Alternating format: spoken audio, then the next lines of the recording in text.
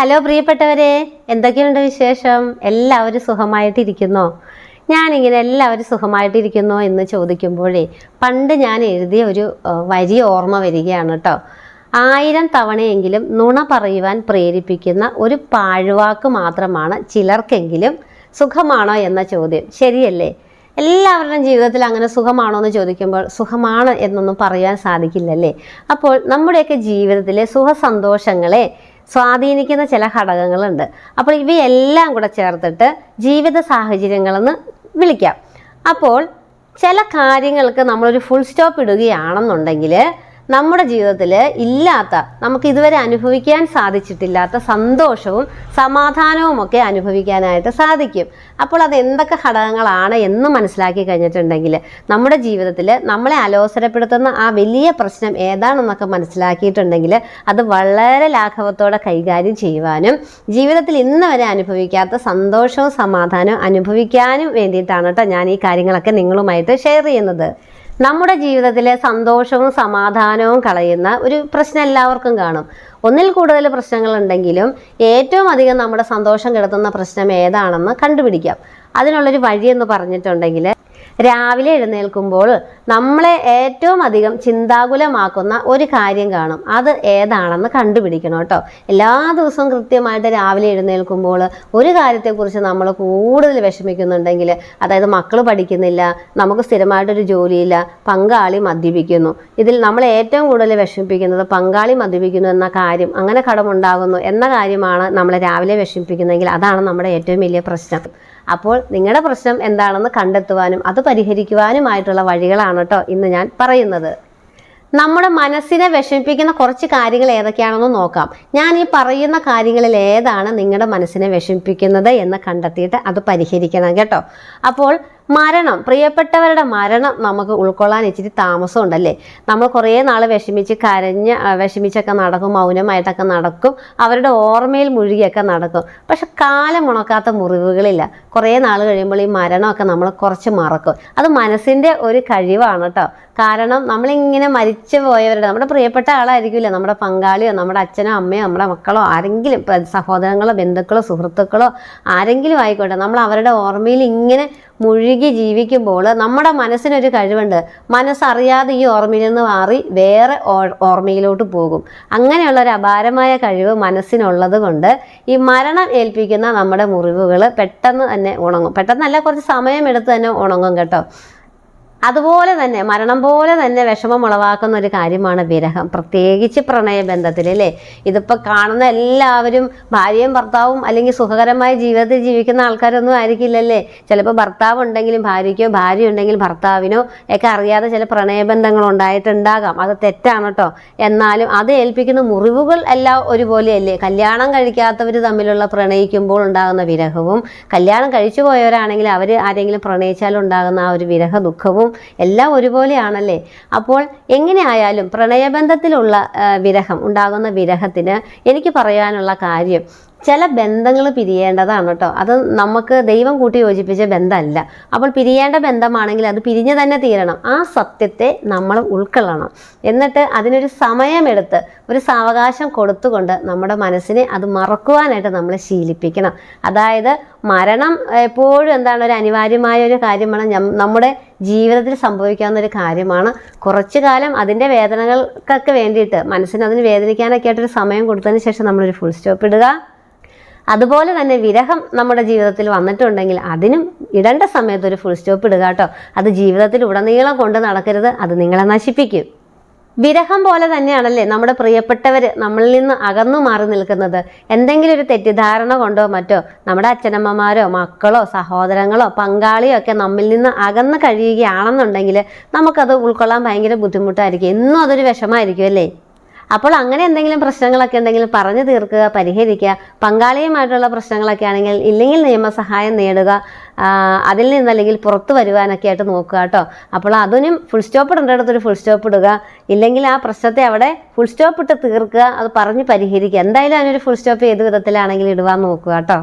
ഇതൊന്നും അല്ലാതെ പുറത്തുള്ള എന്തെങ്കിലും വ്യക്തികൾ നമ്മുടെ ജീവിതത്തിൽ ഒരു പ്രശ്നം ഉണ്ടാക്കാൻ ശ്രമിക്കുന്നുണ്ടെങ്കിൽ, നമുക്കത് മനസ്സിലായി തുടങ്ങിയിട്ടുണ്ടെങ്കിൽ അവരെന്ത് വിചാരിക്കും എന്നൊന്നും പറയാതെ നമ്മൾ നോ പറയേണ്ടടുത്ത് നോ പറഞ്ഞ് അത് നമ്മുടെ ഒരു പ്രൈവറ്റ് ആയിട്ടുള്ള ഒരു ലൈഫിലോട്ട്, നമ്മുടെ സ്വകാര്യ ജീവിതത്തിലോട്ട് അവർ ഇടിച്ചു കയറി വരുന്നുണ്ടെങ്കിൽ നമുക്കത് ഇഷ്ടമല്ല, അത് പല ബുദ്ധിമുട്ടുകൾ നാളെ ഉളവാക്കും എന്ന് നമുക്ക് പൂർണ്ണ ബോധ്യം ഉണ്ടെങ്കിൽ അതിന് ഫുൾ സ്റ്റോപ്പ് ഇടണമെങ്കിൽ എന്ത് നഷ്ടം വന്നാലും ശരി നമ്മുടെ കുടുംബത്തിനാണ് പ്രാധാന്യം കൊടുക്കുന്നതെങ്കിൽ, കുടുംബജീവിതത്തിലെ സന്തോഷത്തിനും സമാധാനത്തിനുമാണ് നമ്മൾ പ്രാധാന്യം കൊടുക്കുന്നതെങ്കിൽ അങ്ങനെയുള്ള കാര്യങ്ങൾക്ക് നമ്മൾ ഫുൾ സ്റ്റോപ്പ് ഇടണം കേട്ടോ. മറ്റുള്ളവരെ സഹായിക്കുവാൻ വേണ്ടിയിട്ടാണെന്ന് പറഞ്ഞിട്ട് നമ്മൾ ഒരു കാര്യത്തിന് നിന്നു കൊടുക്കരുത്. എപ്പോഴും നമ്മൾ പരിഗണന കൊടുക്കേണ്ടത് നമ്മുടെ ഫാമിലിക്ക് തന്നെയായിരിക്കണം.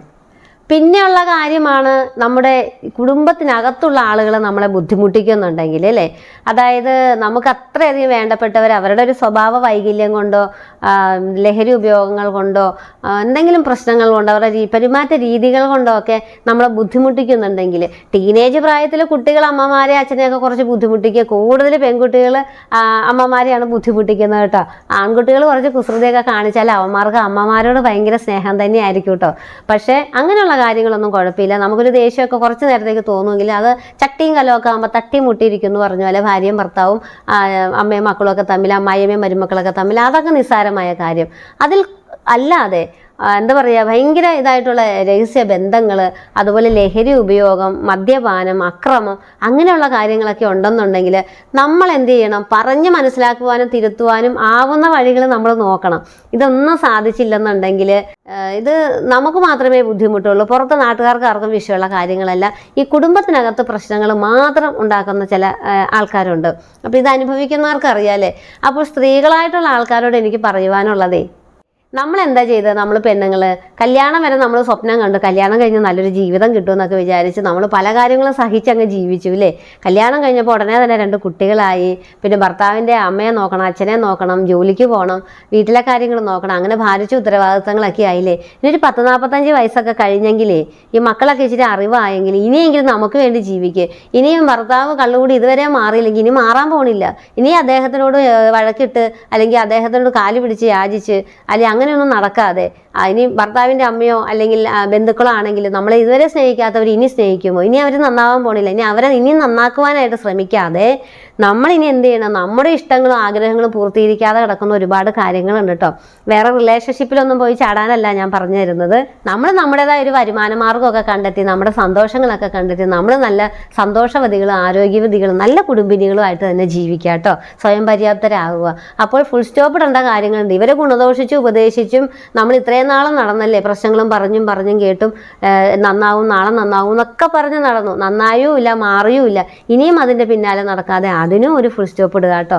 നമുക്ക് മാറ്റാൻ പറ്റാത്ത ഒരുപാട് കാര്യങ്ങളുണ്ടെന്ന് നമ്മൾ സ്വയം അംഗീകരിക്കുക.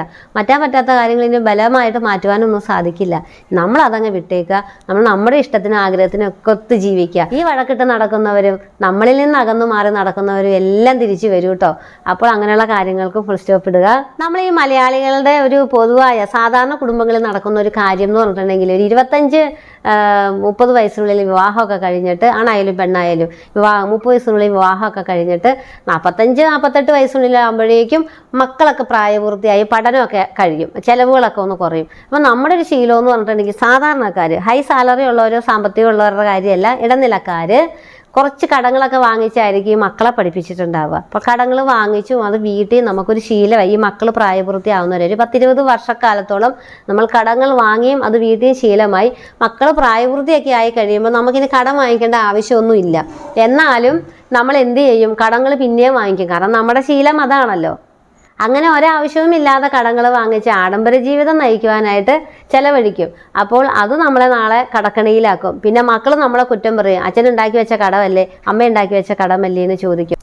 മക്കൾ പ്രായപൂർത്തിയായി കഴിഞ്ഞിട്ടുണ്ടെന്നുണ്ടെങ്കിൽ ഇനിയും നമ്മളിങ്ങനെ ഭാരം വലിച്ച് കഴുതകളെ പോലെ നടക്കുന്ന സ്വഭാവമുണ്ടെങ്കിൽ അത് നിർത്തണം. കുറച്ചെങ്കിലും നമ്മളിനി നമുക്കായിട്ട് ജീവിക്കണം കേട്ടോ. കൂടുതൽ സ്ത്രീകളാണല്ലേ വീട്ടിൽ കിടന്ന് ഒരുപാട് നരകയാതന അനുഭവിക്കുന്നത്. പുരുഷന്മാർക്കും ഒക്കെ അങ്ങോട്ട് ഇറങ്ങി പുറത്തേക്ക് ജോലിക്ക് പോകാൻ സാധിക്കും, വീട്ടിലെ കാര്യങ്ങൾ അധികം അന്വേഷിക്കേണ്ട. അതുപോലെ മക്കൾക്കാണെങ്കിൽ പഠന കാര്യങ്ങളൊക്കെ ആയിട്ട് അവർക്ക് പുറത്ത് ഒരുപാട് സൗഹൃദങ്ങളുണ്ട്, പോകാനായിട്ട് സാധിക്കും.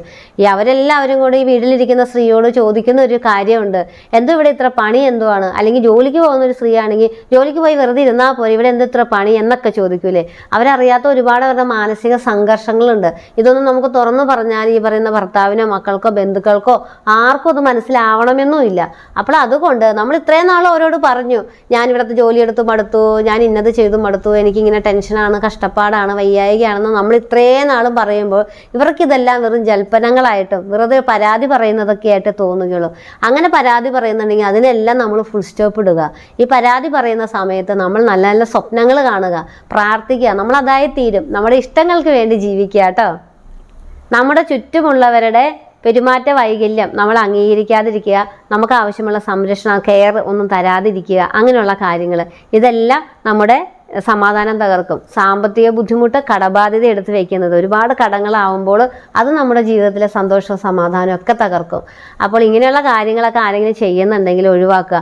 അതുപോലെ ഒരു കാര്യം പറഞ്ഞില്ല, അവിഹിതം, പങ്കാളികൾ തമ്മിൽ നല്ല രീതിയിൽ പോകുമ്പോൾ ആരെങ്കിലും ഒരാൾ എന്തെങ്കിലും ഒരു അവിഹിത ബന്ധത്തിലോട്ട് ചാടുന്നു, രഹസ്യങ്ങൾ സൂക്ഷിക്കുന്നു, ഇത് കുടുംബത്തിലെ സമാധാനം കളയൂലേ.